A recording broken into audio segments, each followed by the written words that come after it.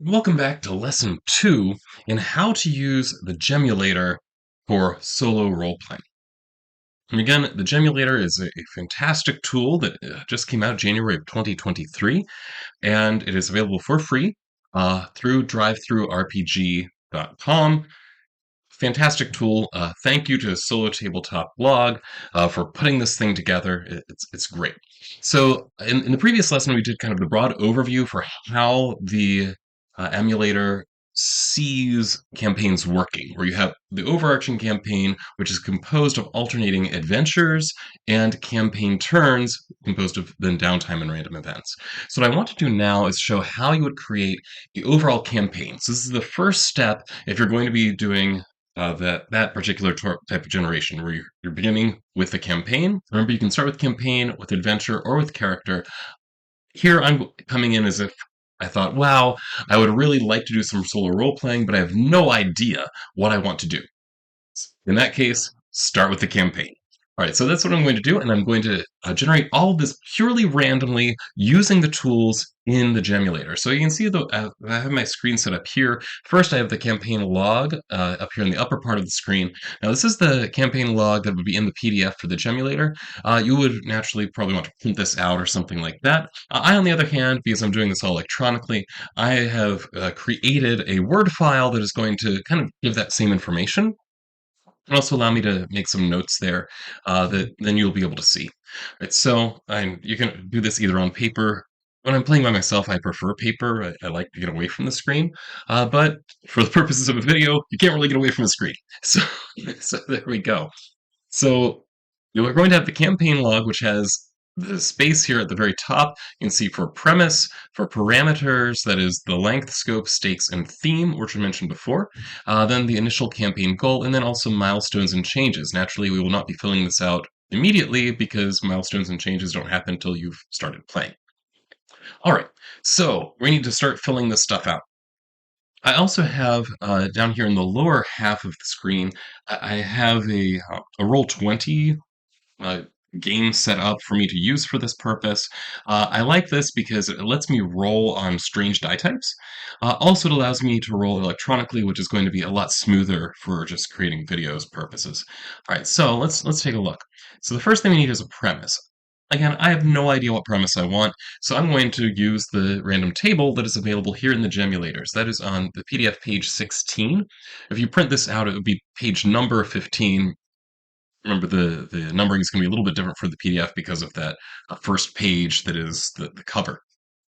And so it says here we're going to roll 1d100 on the entire table, or I can pick an archetype and only roll 1d10. I'm going to roll d100 because I have no clue. So down here in Roll20, I'm just going to use roll d100 as the command, and it's going to roll the die. It gives me a 61. 61, that gives me, okay, so it's naval. It says 61, it's a gargantuan creature hunt. Awesome. Okay, we're hunting a whale. Or it might not be a whale, but you get the idea. Right, so that's the first thing. So now we have the broad premise that is going to be a gargantuan creature hunt. Now, the next thing we need is the length of the campaign. So how many sessions is it going to be? Turning then to PDF page 5 is where that length would be. See, the options run from one shot all the way up through life story.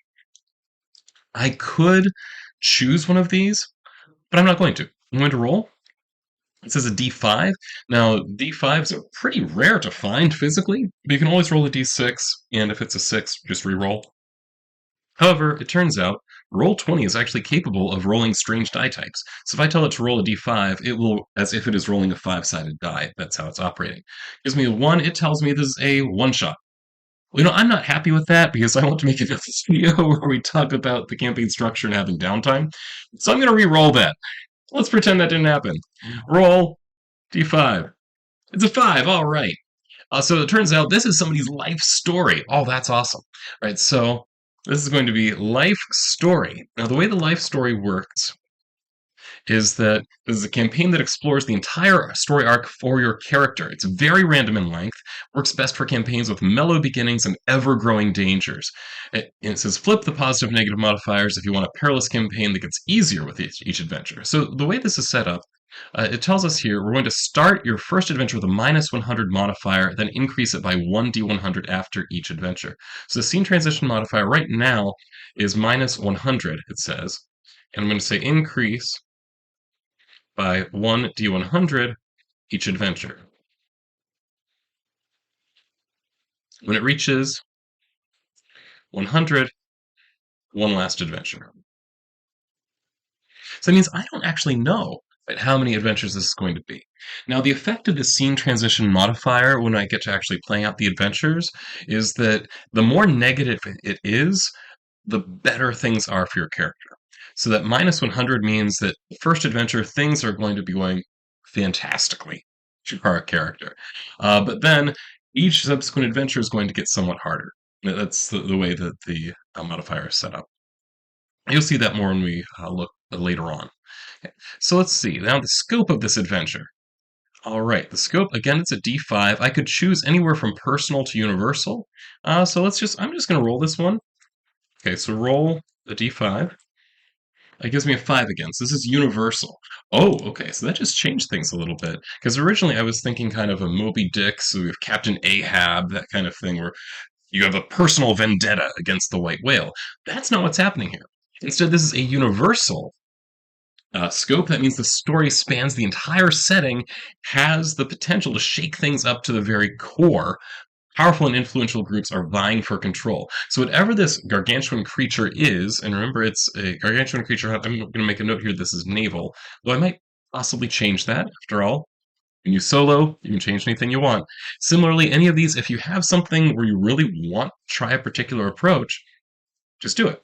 It's your game. That's one of the great pleasures of solo role playing. Right, so it's a universal. Story spans the entire setting. All right, so what does it tell me? It gives me a couple notes. One is for the adventure log, we're going to add at least 3 global factions. Now, this is something that's going to become more relevant when we actually do adventure setup, which is my plan for the next video. But the idea here is that when you're adding things to your adventure log, these are things that may potentially be triggered as random events or as focuses of random events as an adventure plays out. So by having to add global factions, that means we're going to have the potential, anyway, for these very large entities, whatever they be, kingdoms, religions, guilds, to become involved in what is going on with the adventure. So that then naturally creates a flavor for the adventure. Another thing that it says is for the campaign turn, just remember that's that in between adventure time, it says always roll for at least 3 global factions. So I'm going to mark that, always roll for at least 3 global factions. So these random events, that scope gives you a minimum. Now, if I want to, I can roll additional random events if I want, but at minimum, this is going to mean that things are going to continue moving in the world around you, not just individual people around you. Now the stakes, we need to pick that. So the stakes could be anything from minimal to extreme. I'm going to roll a d5, which I can do here in Roll20. Roll20, by the way, is also free. You can get a paid account, but a free account works perfectly fine. So it says here it's minimal. All right, so for our purposes, this is perfectly fine. Stakes, minimal. What that means is that it's not the end of the world if this gargantuan creature hunt does not end successfully. All right, so the random event modifier then is what it's giving me here, so it's -20. The effect of that, a random event modifier is going to change the types of random events you get. Generally speaking, the lower the number is, the smaller the scale of the event. And then the larger the number, the larger scale of the event in terms of its intensity. And then finally, we need a theme. So that'd be on the next page of the GEMulator. All right, so right here, theme. Remember, theme is optional. It's really just there for flavor. So I roll a d10 for that. Roll d10. It gives me 9. So romance. Oh, that's interesting. How much that's going to come up is really kind of up to me, but that's a lens through which we can interpret the various other roles that happen. Okay, my initial campaign goal then is something that I now put together. So I have all these different elements. So this is going to be the character's life story. Their life story is they're going on this creature hunt. This is something that has universal ramifications. However, the stakes are minimal. Theme here is going to be romance. So what I'm thinking is that here there is some kind of sea monster, kraken, something like that. So there's some kind of sea monster where, okay, I'm thinking that we have a king has promised the hand of his daughter in marriage to whomever can go and slay this sea creature. I'm guessing this is it's a seafaring community in some way. So the kingdom is very much tied to the sea. So that would then make this something that's universal in scope, where it's going to have ramifications for the entire kingdom. Certainly, lots of people are going to be interested in this, and it would not just be individuals that are interested, but also entire factions that are interested. So I think that's my initial campaign goal. They were going to try to slay the monster. I'm going to leave open exactly what this monster is until later to win the princess's hand in marriage. And naturally, you might possibly want to interpret this another way, and that's entirely up to you. And that's a lot of what solo role playing is figuring out how you want to interpret